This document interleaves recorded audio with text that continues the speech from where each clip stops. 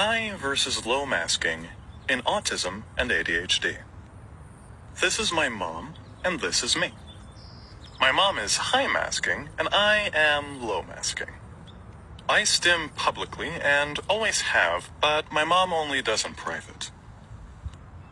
I don't notice or care what others think of me, but my mom does. If you've ever wondered why women with ADHD and autistic women have to wait so long for a diagnosis, this video shows you a little bit of why that wait can be so long. On the right hand side, you saw the son stimming in public, doing his thing, not caring too much about other people's thoughts and opinions or feelings. On the left hand side, you saw the mom masking, deeply caring about what other people think. And this is probably something that she's been doing her whole life, and women are often rewarded for masking and accepted for that. So it makes it hard to show your true self, and this can often delay diagnosis and the right help. All right, guys, this was a great video because we're able to see how neurodivergence is on the spectrum and how it can look different in two people that are related. So let's go through the comments and let's see what people were saying. Mallory says, women aren't rewarded for masking. We are actively punished for not masking. Ooh, it's facts. It isn't that boys don't care of what other people think. Boys are allowed to act that way because boys will be boys. So why should he have to stay still? Mallory got a point. Mallory do be spitting. Lisa says, not to mention, women are taught at a young age to mask, and boys are allowed to do whatever. That is true. There's this thing called social camouflaging, and women are really good at this, unless you have friends, unless you fit in, but it does delay diagnosis. And this is one of the reasons why boys are diagnosed earlier with ADHD and autism. So, Lisa, I hear you on that. Sarah says, not only are women rewarded for masking, but are often shamed, humiliated, and or punished for not masking. Women are taught it is their responsibility and obligation to care what other people think and to make other people comfortable, even at the cost of their own comfort. Women, is this true? I'm not a woman, so I gotta let y'all answer it.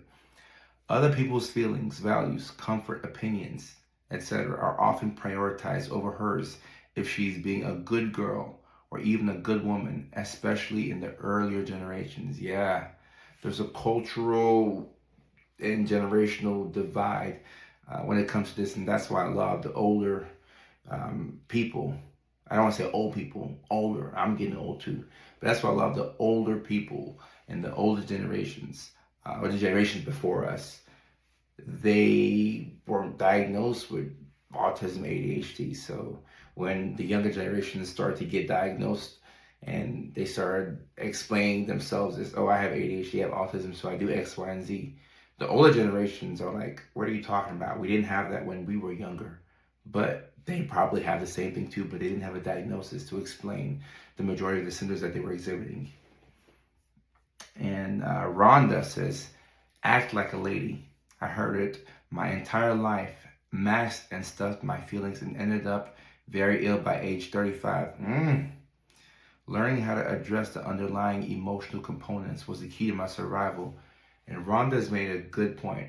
And this is why a lot of neurodivergent individuals end up in that burnout, because you're trying to live in a world that isn't set up for you to succeed. It's a neurotypical world, and you're going to have to get some type of external help in order to thrive. And you're going to need understanding from all the people in your life, or as many people that you can get to understand you, the people that mean a lot to you, the ones that are in your inner circle. So when you mask your whole life and you always focus on figuring out how you can accommodate other people to your own detriment, it will lead to a lot of issues with emotional dysregulation and CPTSD, probably alexithymia, and a whole other host of issues. So talking about these things and using these videos and also reading the comments is crucial because it helps to validate a lot of people's experiences.